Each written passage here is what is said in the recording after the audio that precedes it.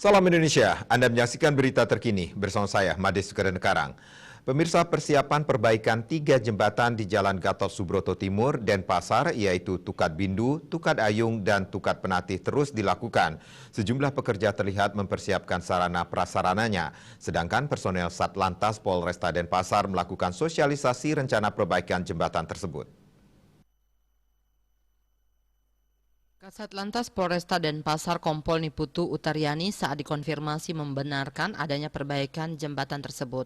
Menurut mantan Wakapolres Badung ini, pihaknya sedang sosialisasi terkait pengalihan arus, mengingat ketiga jembatan itu berada di jalur utama. Rencananya pengalihan arus lalu lintas mulai awal September 2021 sampai Mei 2022. Pihaknya mohon pengguna jalan mengikuti petunjuk arah pengalihan arus lalu lintas.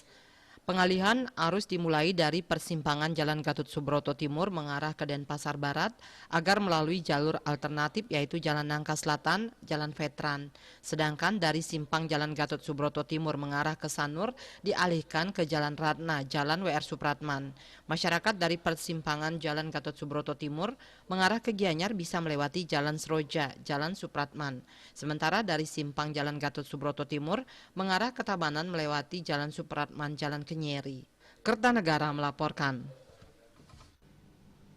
Untuk mencegah penyebaran COVID-19, ingat pesan Ibu selalu terapkan 3M, wajib memakai masker, mencuci tangan, menjaga jarak, serta hindari kerumunan.